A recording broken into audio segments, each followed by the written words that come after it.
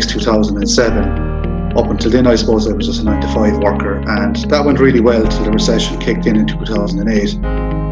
So we kind of struggled through like everybody else and just make ends meet. Of evil character, and that's where I got the buzz. I got the buzz there and then, and from there I joined Impact Theatre and started doing plays for years later. No TV stuff, just all serious kind of plays and a few comedy plays. And from there, then that led on to. And history is the greatest predictor of the future. There is no accurate predictor of the future, but it is the best predictor. This will go up again and it will recover again. Oil was down to €7 a barrel, I think, 5 weeks ago, and I bought in at that. And that's 1919. That's €100 price.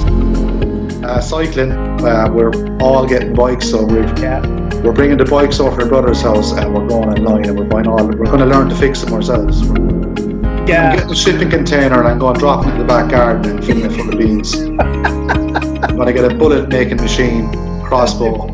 That's it, yeah. Chicken. But I would genuinely love to do that. I would love to be somewhere self-sufficient where we'd have, like yourself there, you've got the chickens and you could even grow veg. Sometimes we've got to dig deep and find our passion, find what works for us. Sometimes it's not all about winning, but certainly it's about that experience. For us, it's all about winning that experience. Today I get the opportunity to talk to an incredible guy, Francis Ryan, actor, comedian, entrepreneur, and an all-around incredible guy. Today's show is going to be epic. I know you're going to really, really enjoy this one. Okay, hello and welcome to Always Winning the Experience. I'm here with Francis Ryan. Francis is one of those characters who has tried and tested many areas, and is a guy I know for such a long time, and a good friend as well. A very clever guy, and a guy that I always go to when I need that little bit of inspiration and motivation.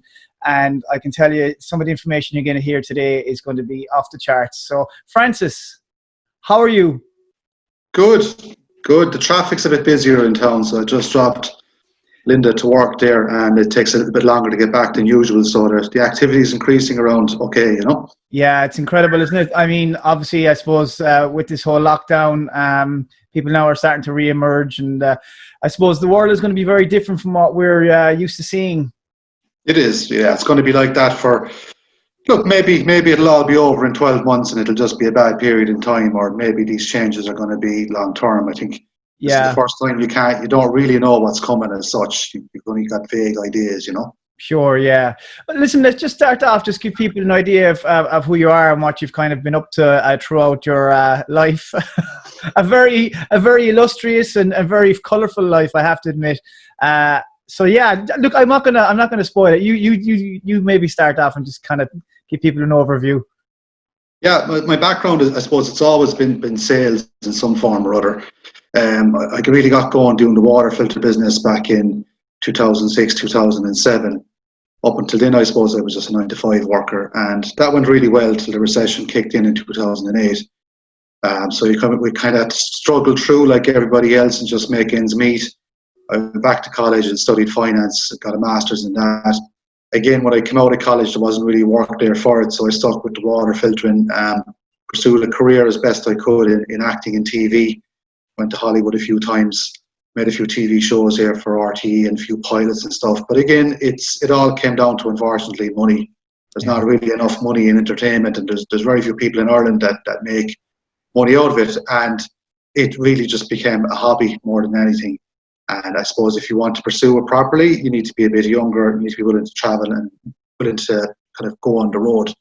And for me, that wasn't really it. I just wanted to kind of have my life here in Limerick and keep that as a hobby. So with that, I suppose I got back into sales, and from there, I suppose I broker energy, I do pensions for people, life assurance, and I've been going well at that now for a good few years. And I enjoy really giving people advice, financial advice, and you know, the more advice you give out to people, you start to take some of it yourself. Rather than just being a preacher, you have to live it yourself as well, you know. Yeah, that's a fact. Yeah. Just back to the acting, I suppose, just briefly. What made you get into that? Why did you do the acting? What was... Jerry Flannery was making a kind of skit movie for using all the Shannon rugby players. and he asked me to be in it. He said, I have this character. His name is Concy, and he's a scumbag, and I think you can play it. And so I don't know if that's a compliment or what. Okay.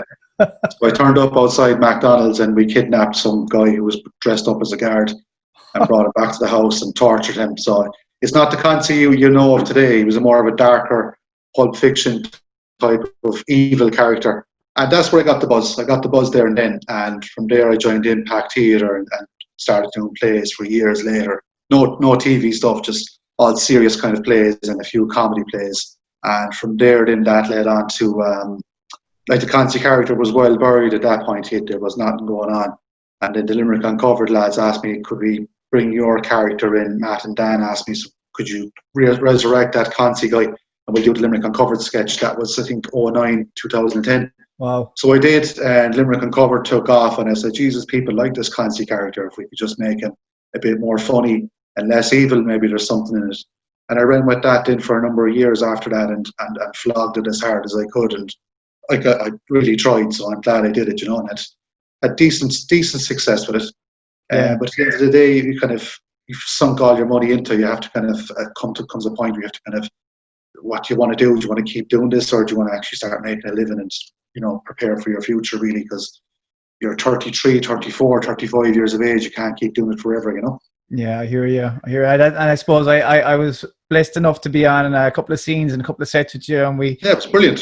It was the best fun ever. It is. It really is adult fun. I have to say, I got a buzz for it as well, and then coincidentally, we both got called for parts in the Pursuit. And unbeknownst to each other, we ended up on the set. It was one of those strange moments in time where paths crossed again, even though I've only ever done anything with yourself in terms of movie stuff. And then suddenly we ended up on this thing, and it became a bit of a premiere and a bit of a hit in the country. And that was the best fun ever. That was a proper movie. People getting shot, high-speed cars. Unbelievable! I didn't know. I thought proper movie premiere. Yeah, I remember turning up for it, going, "This is a lot bigger than I'd anticipated." I actually genuinely thought it was going to be a small budget, low budget movie and whatever. Then suddenly Brendan Gleeson's in it and Liam Cunningham, and I was like going, where's this where's this going? Yeah. Good movie. Very good, yeah, well worth it. It's still on TV3 most nights. It is, to be honest, yeah. They're playing it out. They've played it to death, to be honest, but it's brilliant. It's well worth to watch. If anyone needs to watch it, definitely watch it. But just, I suppose, what your day then on a daily basis, obviously with all this thing, and obviously with the finances and mortgages and things like that. But your morning routine, what does that kind of look like for you? Morning, it's get up really. I drop Linda into work because she can't park in town at the moment, so I drop her in. That's usually 9:00. Get back here to the house. I start I'm just staying in touch with clients. Having chats with them and doing financial reviews with them as best I can by email and over the phone and whatnot. And I suppose, you're kind of preparing to meet them again. But I don't know when I can meet them again. When are people going to feel comfortable meeting you again? You're getting a bit of business done, but it's more business that you set up at the start of the year as opposed to setting up new business. Because what I do, I'm always talking to people who are on the fence and who don't really know what they want to do, and you can't beat the personal touch. Sitting down there with them and explaining their mortgage to them, explaining their life cover to them, explaining how finances work and savings. That's a little bit, it's hard to do like this. Yeah. It's hard to understand because, like, it's what Einstein said, compound interest, he who understands compound interest will make money out of it. He who doesn't understand it will pay it. Yeah. So we're all paying compound interest on our loans or mortgages because we don't understand it, because we were never taught in school it's like the work of the devil. Yeah. It's how we're all saddled by debt, really. And just trying to impart that information to someone is difficult anyway, even in person. And do you feel that you've had to kind of move move things around in terms of how you deal now with your sales and trying to talk to people? Is it a different approach completely now than you normally would? You can't get it. You can't get the sales. This is the last thing on people's minds. Okay. Life assurance and pensions. I mean, the people I'm dealing with, we'd manage a few million euros worth of people's funds and pensions, and they're all worried about what's happening in their pension funds right now. And where is And, that actually? Where is that at the moment in terms of that, the pension but fund? they're all in the negative. You know, the worst, I suppose, you've got three types of funds. So you have adventurous funds, which is risky stuff. That's buying property, buying oil, and that's for younger people because they'll outlive any recession or any pandemic. They're all down 20%. The older people, I would have put them into more cautious funds, government bonds, cash, stuff like that. And they're down 5%, which is the way they're designed, that they've all converted to cash in an emergency like this. So you're spending your time reassuring people that their money is still there. Okay. And you're converting them into cash for them so they'll feel safe. And the positives of that is this is an absolute calamity. It's absolute madness, but yet the money is still there. It's been hit, but it'll recover. And all the big players, Zurich, Aviva, all the big funds around the world, they've all behaved very responsibly. None of them have actually sold anything. They've all actually held their positions for the sake of the planet, if you will, because they know if they all sell real quick, everything will go into a crash, and you might be something you'll never recover from. So I don't know if they've all had meetings between them or they've all decided everybody hold positions, everyone hold on to your stocks. If you've all bought shares in Ryanair and all those good companies, keep them, because once the belief is there, things will recover. So and we historically know this, the world is controlled by belief. And a recession is brought around by belief. If people believe they're in a recession, they keep their money in the bank account and they don't spend it, then a recession happens. So belief is everything. If they don't believe they're in a recession, they'll keep spending. And that's why this COVID €350 a week payment has been very important, because it's the government telling you, this is all temporary, it's temporary. To prove it, we're going to give you $350 a week, so you keep buying your utilities, you keep buying your food, and you keep the economy going. So, do you see where I'm going? Yeah, I suppose the whole key to it is to kind of reinvest kind of cash back into the economy, to kind of put that, to make sure that there's a steady cash flow rather than reducing it. And obviously with the impact of jobs now, and people are in a situation where there's I think someone said something to me there the other day, there was 500,000 jobs gone in the country. Oh, yeah. Our unemployment rate, which is phenomenal. But do you think we're in a good position right now to kind of rebound from it then? You feel we're in a good position? It's down to our government. They played a blinder so far. And you've two schools of thought. You've David McWilliams, who is saying, just print money. It's that simple. Okay. Like they did in World War II. You have World War II bonds, which are World War II loans. They've never been repaid. And he's saying to do that again, because what is money? It's only a number. Think of money maybe it's soup.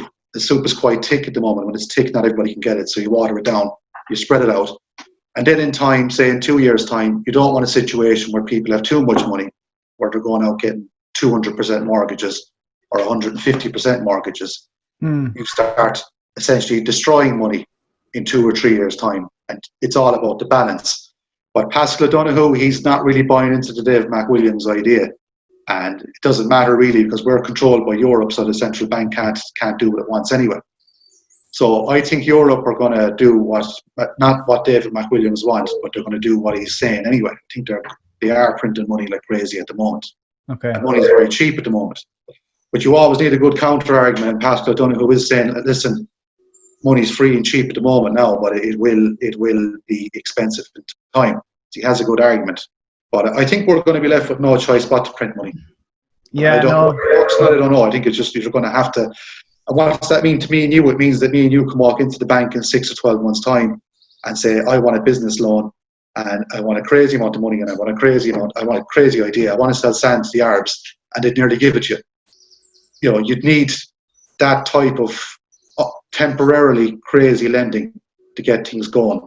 Now, will they do that? I don't know. But there is no talk of austerity. Austerity doesn't work. I think even Pascal O'Donoghue and all our kind of crappy politicians realise it doesn't work. Cutting things and reducing social welfare, cutting services, it really does. It kind of compounds the problem worse than it needs to be, you know. And for the normal layperson, then obviously you're well schooled in all of this, but for the layperson coming out of it, what is the biggest issue for them going forward? Getting jobs, paying debt, you know, Look, the one thing I would tell people is like the country's built. We have roads, we have broadband, we all have mobile phones, computers, we have the houses. You know, when you hear this calamity happen and repossessions, I mean, our money comes from Germany. Mm. You can't, the Germans can't come over and pick your house up and fly it back to Germany and take it off you. I mean, you have everything. And we've just spent 10 years of people not being able to pay their mortgages for a long, long time. And the massive amount of people that held on to their homes, it's like up around 90%. And our mortgage interest rates are quite high here. And a lot of lenders won't come into Ireland because the rights to hold on to your property are very strong in this country, far stronger than America. I mean, you'll be out of your home in America in less than 6 months over there if you can't keep up with your payments. Okay. We're here, once you stay in contact with creditors and keep doing agreements again and again, you'll essentially hang on to your home. So that's a very powerful thing to know. It's very powerful to know what your rights are. In terms of car loans and personal loans, you know, if you don't pay those, your credit's going to get damaged. But I think that's going to happen countrywide. That's a negative, a very small negative, because the positive is everyone's going to be in the red. Everyone's credit's going to get damaged, and they're going to have to lend to someone. Yeah. So you now can walk in and say, look, I had a really bad year, and it's down to COVID-19. I'm talking about the SMEs here, all the small companies. They're the backbone of the country. I think the lending rules will change for all of us, whether your credit's good or whether your credit's bad, because they're going to have to lend again. That's the only prediction I have, you know, other than that's a form of printing money, lending money to pretty much anyone that has a good idea, no matter what their history is, unless the history's too crazy. If you've got 6 million of bad debt, you're probably not going to get anything. But if you've got a few €100,000 of bad debt because maybe you might have ran 3 coffee shops and they were all doing really well and this wiped them out. But now you're back again and you want to get going. Yeah, I suppose you kind of mentioned it there briefly about the wartime. I suppose, are there any points in history that kind of stand out for yourself? I suppose some of the focal areas that you've seen this before, from like, I suppose, like the Wall Street crash and, you know, going right back to the 1920s and stuff like that. Is there anything that you see kind of that is replicating what's happening in the world at the moment? Yeah, it's identical to what's happened before. You pick any 100-year in the stock exchange, or sorry, look over the last 100 years and pick any 10-year period. Any 10-year period you want, it's always gone up every time. And it's, you know, and history is the greatest predictor of the future. There is no accurate predictor of the future, but it is the best predictor. You know, this will go up again and it will recover. I mean, oil was down to €7 a barrel, I think, 5 weeks ago. And I bought in at that. And that's 1919, like that's a 100-year-old price. It's never been that cheap. Yeah. I think it's back at 30 at the moment. And it'll probably be years before it goes back to where it needs to be, which is up around 70 or 80. So it's the same every time. And this pandemic that we're in at the moment, there is an end time. It's within 6 to 12 months where, you know, I mean, even the Black Plague died out and there was no antibiotics, there was no social media. It just stopped. This will eventually just stop. As the global recovery, we were heading for a recession anyway, to be honest with you. Okay. What makes you say that? We were heading for a temporary recession without a doubt. Donald Trump had taxed all the Chinese imports coming into America. So that meant all the builders in America were essentially having to drive up their prices on building. That was the one way of putting it. I think he was trying to generate the recession mentality and getting people to stop spending, stop building, stop putting on extensions. And then when election is going to come around from his plan was to basically cut all those taxes and create a kind of a boom. So he was going to create the disaster and then fix it to drive himself into the election. But recessions are a natural thing anyway. I mean, it kind of, the bubble kind of expands, it breaks, retracts, expands, retracts. Before the last big recession, there was many recessions pre-2008 and they were kind of minor. You always get, what you want is minor recessions. Nice, minor, small recessions. You don't want the big gulp of it, you know. So if we start printing money like crazy, everybody gets it, everybody builds and spends. We have a massive building boom. There's houses being built all over Ireland, like the 1980s, 1990s. And then you got to bring it back because you've created a mass bubble. And no one knows the answer of when you bring it back. I mean, the biggest building boom in England was probably from 1920 all the way to 1990. So they were in a housing bubble back then, but it lasted 60 years. What if you told them back then you need to bring in the bubble and stop building? You wouldn't have half of England that's built today. Mm-hmm. So it's very crystal ball stuff. We just know that printing money works. Okay, so I suppose that's probably the major factor here in this. I suppose I'm conscious of the fact as well that, like, I mean, your average Joe, I suppose what they can be doing themselves, where they can be looking at investing, where they can be putting their money right now to secure it and to keep themselves safe going forward until, I suppose, as you said, it's a crystal ball effect, really. We don't really know what's going on, but history in itself has been a great indicator. Look, at the end of the day, people will survive, and I'm assuming with the government pumping some money back into the country, it has been a major plus and help for people. What I've heard people say to me, which is interesting, is that now with this COVID payment, that and some of their jobs paying a subsidy as well, it actually works out better for them to be at home. So I think there's been a little bit of a mindset in a lot of people that way, but I think it's also going to be a bit of a culture shock when people start to re-emerge and start to go back to the job. But also from an employer's point of view, I think it's going to be a little bit of an issue as well in terms of reintroducing their staff back into the workplace. You know, like there was a certain element of nervousness with a lot of staff when they were, I suppose, originally sent home.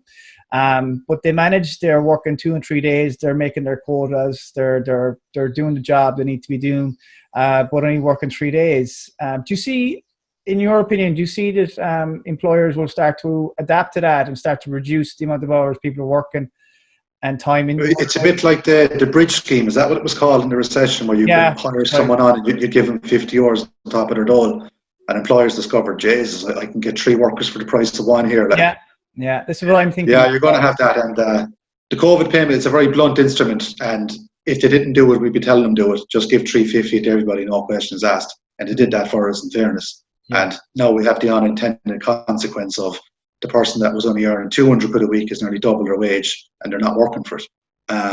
Again, it's the lesser of two evils. The other alternative was just give them nothing and they can't work and they stay at home and practically starve.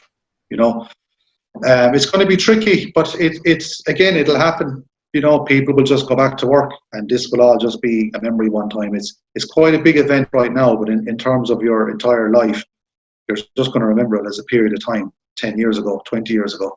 You know, and how are they going to do it? I mean, the social distancing is going to be just horrific. Like, it's really, really hard. You know, I've a mate, he works out in Northern Trust, and he's at home, and his wife's in the bank, so he's at home with the kids, and he's not getting the work done. He can't produce. I mean, my little one could come through the door here in any second. That's why we're doing this early. I don't know what she's going to get. She's sitting on my shoulders, and I can't negotiate with her. Yeah, no, I hear you. I think everyone was kind of, and that's the thing. I mean, sometimes you need to put those little barriers in place, and I do it with my own lads as well.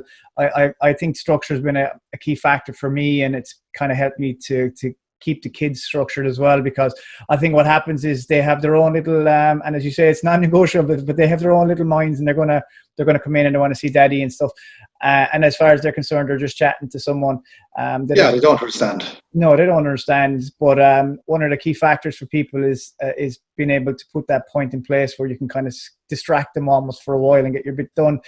And like you said, look, I mean, it is a good idea. You're doing it early, doing talks early. You get your bits and pieces done. I try to get the bulk of my work done at the start of the day as well. The boys are doing some homework and stuff, so they're active, doing bits and pieces, and you know, I can get my bits and pieces done at the same time. So it's like as if we're all working together. But it's the only thing that worked, and I've had to find that formula.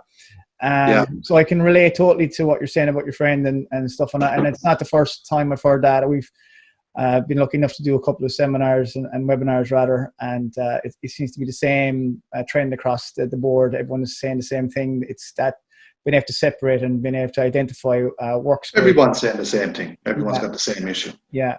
And you know, you can't beat the work environment for some jobs, you know. Yeah, well, it's, you know what, sometimes the problem is that the kids see you in a room, and as far as they're concerned, it's just another part of the house. But when you're in a room in your office, you know, or you go somewhere. You can go to a hotel and you can do a few calls there if you need to, just to separate your space. You can, at least it's a separate space. But unfortunately, once you're all in together, and I think that's been a lot of rejigging for a lot of people. But what I suppose, just in terms of the mental health aspect side of things and the well-being and the physicalities and stuff like that, what do you do? What do you have something in place for yourself to look after Francis? Yeah, it's honestly, I've had to fix the diet and I've had to fix the workout regime, for the mental health side of things. Because it's a very strange place when you've kind of lost your rudder and you're kind of floating around a bit. You suddenly find you're drinking more, you're eating more. It creeps up on you, because actually when you're working and you have a routine life, I suppose before this I was living a little bit healthier, and the first 4 or 5 weeks of this I'd kind of gone off the rails without realising it. You're putting down 4 hours on the couch there watching TV and you're going, what the hell? So about week 4, week 5, I started to realise, and that's really the first thing. Once you realise you're doing it, you have the problem straight away. So I do a run 3 times a week. I try to cover about 4K, and I do your dumbbell workout 3 times a week. And one new thing I've just started with one of the lads, we're doing 30 push-ups a day, and then on week 2 we'll increase it by 5, and on week 4 increase it by 4. So one of the lads is doing 150 push-ups every morning. He's 4 or 5 months into this now, So I think it's good. It's great to have. Look, it's the same old trick. You have to have targets. Reachable targets. My kids are setting me a target. We've they love watching Eddie Hall, strongman, on TV, and they're always watching. Yeah.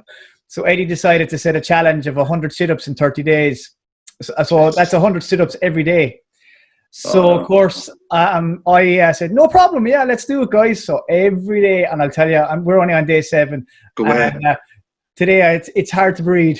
Do you know what's really hard? I tried the 40 burpees a day challenge. Yeah.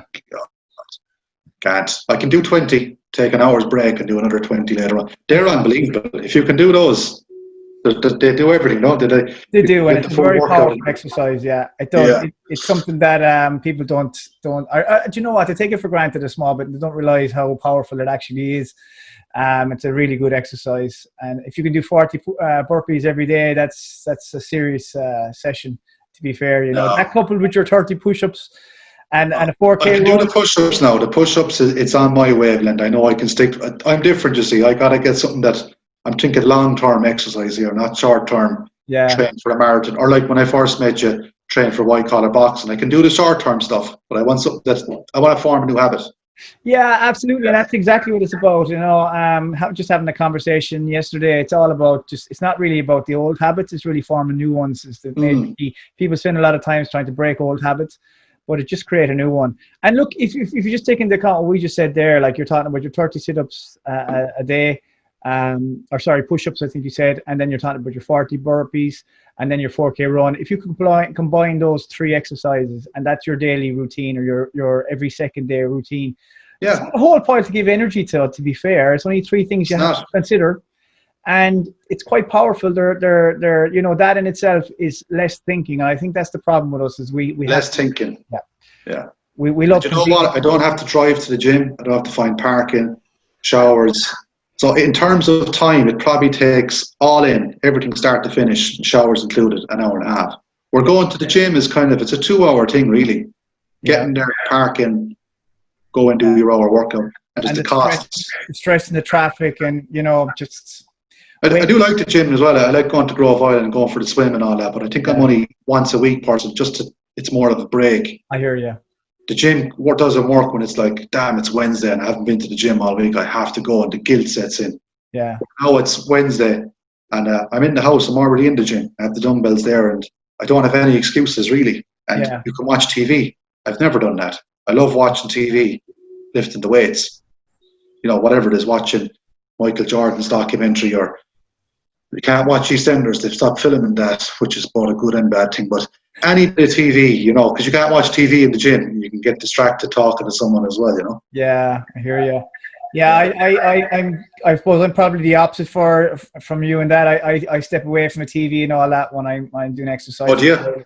I do. I'll tell you, the only time I ever do it is possibly when I'm on the treadmill or or something. Okay, yeah, fair Because enough. I just feel that I like to connect the mind and body together. I like to kind of be able to communicate between the two, and I just feel I get more of a session out of it, and that's why I'm often. And it's not that I'm trying to be rude. I've actually stopped lifting weights, gone out and washed the dishes, and gone back lifting weights.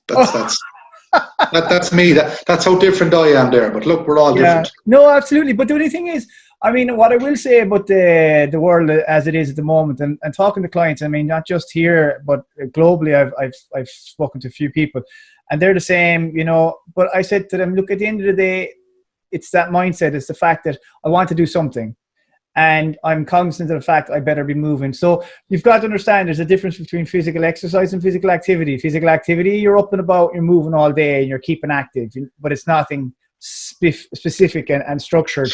Whereas that's why I say I'm active all day. So you're active up, you're cleaning dishes, you're hoovering around, you're doing bits and pieces, you're out in the garden, you're painting, you're running around catching the little lady, and you know, all these kind of things. That's been active. France has been active, but to exercise is quite different. Now you're putting a structure in place where you say, well, right, I'm dedicating 20 minutes. Nobody's going to interrupt me.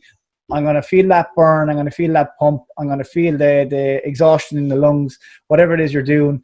And that's your 20 minutes. And you don't need to be going mad hours of training and things. But if you feel then that you've given yourself 15, 20 minutes just to do something, you know, concrete, then go off and potter around the house. You can come back after lunch and start doing something else. You know, it's almost like a split session in a lot of respects, which I found myself restructuring my whole plan as a result of this lockdown, you know.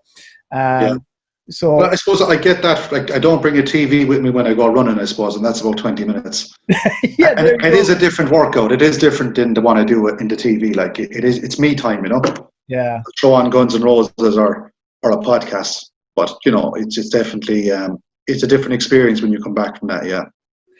Tell me, what are you going to do for yourself and the family going forward for the future? Have you kind of a plan in place, or have you a goal? Have you something you kind of go, well, look, this could happen again? I know I've heard people talking about a second wave in October, how true it is and to what extent it'll be. I don't know. It's kind of hard at this stage to read the truth. There's quite a lot of conspiracies and a lot of different things happening. So you just don't know what to believe. I think you don't know what to believe, and you know, you have to look after yourself. You know, you can't be relying on the government, really, can you? Yeah. You just can't. You know. So what would you do for yourself then and the family? What's your plan for them? You mean like how to survive a pandemic, or just the mental health going forward? Like I suppose, you know, putting kind of things in place for the future. You know, I often kind of we used to laugh at a program we used to watch on TV, and it's what's it called? Preppers or something. Preppers, thank you. That's the one. I knew you were going that angle. Yeah. Yeah. I'm getting a shipping container and I'm going dropping it in the back garden and filling it full of beans. I'm going to get a bullet making machine, crossbow. Going to breed chickens. But I would genuinely love to do that. I would love to be somewhere self-sufficient where we'd have, like yourself there, you've got the chickens and you could even grow veg if you want. And that's what I mean. A lot of people now have started to do, and I know it's incredible because I mean, you can do your plant box there, you know, your garden box, and you put it on the windowsill and you can have potatoes growing in it, and people are doing all sorts of fantastic stuff now. They're just saying, you know, Eamon Ryan, the TD for the Green Party, like, he's loving this, you know. Yeah. He's growing lettuce there like fucking to beat the band. He's having a great time. It's a dream come true for him in a way, like, you know. Cycling, we're all getting bikes, so we're bringing the bikes over to my brother's house and we're going online and we're going to learn to fix them ourselves. We're going to put new wheels, new chains, pedals. Because we're going to go buying bikes, 500, 600, 700 euros, maybe more. And we don't know if we're going to become cyclists. We don't know. So we have the bikes already, so we're going to put 100 euros of good gear onto each bike. And that way, if we don't cycle, we haven't spent too much. But what we did do was interesting. We rented out the Coca-Cola bikes. Do you know those bikes that are locked up? Yeah. It's the way, if you'd want to do that first before you go cycling, because everyone goes and buys a mountain bike. Mountain bikes are for mountains. Those Coca-Cola bikes, you've got the proper seating position. And I think you're more inclined to just keep going because you're out for a cycle. Where a mountain bike, you got to go to Ballyhowrah and go mountain biking. where you cycle a mountain bike on the road, it kind of hurts your back, and it's not as inviting to go cycling next time. Yeah. Where I was kind of pleasantly surprised with Coca-Cola bikes. It reminds me of my time in Holland. You'd kind of cycle them all day because they're quite comfortable, you know. Yeah, I suppose. Yeah, it's like when you go to a business meeting and you wear a suit. You're in the zone. It's I same when you do the martial arts and you just do the martial arts. You're a normal trackie and stuff like that. It's not the same. But when you actually put a suit on you, you feel like, oh, I'm part of this now. You know, it's like going to the gym and it's going to the gym and wearing a pair of jeans or something. You know, it's I think when you're right. I think you need a road bike. You know, you need the tin wheels. So we're going to take off the mountain bike wheels we have. We're going to go tin wheels. We're going to get handlebars to come around a bit better, different saddles. And we're going to keep the mountain bike wheels in case we actually want to go mountain biking. But I want it to become more road cycling kind of people, if we can. It sounds like you're going to be doing a new documentary on Pimp My Bike, is it? Pimp My Bike, yeah. There's a girl that does it. There's a girl that does it. You give her your bike and she pimps it out. She makes it. She tin her wheels, different braking systems and all that. I think you give her 200 quid and she makes your bike, you know, more of a road bike. But I don't want a racer either. I don't want the Lance Armstrong bend over bike either. You want a hybrid basically. Yeah. Build your own. Be a bit more self-sufficient. Learn how to fix punctures, because who knows? Maybe we could have an oil crisis where we won't even be able to drive our cars. Things could get that bad. I don't think so, but you never know. Yeah, look, I mean, we don't know. But a question for you, it's an interesting one, is what would you not be good at? If you were to pull something out and say, well, I'm not really good at that. Exercising. Running. I'm not good at running. I can only do 4 kilometers. I did run a marathon 10 years ago, and like that was the thoughts of ever doing that again. Like, no. So, but look, I suppose I am good at running in that I do it. I do it more than the average person. What am I not good at? Jesus, I'm pretty good at everything, Jay. I know. That's pretty good at everything. You'd certainly have thrown your hand to everything anyway. Technically, I'm not very good technically. I'm not very good. Oh, sorry. Yeah, okay, cutting across you there. Yeah, I'm not a techie person. I'm not good at tech. Yeah.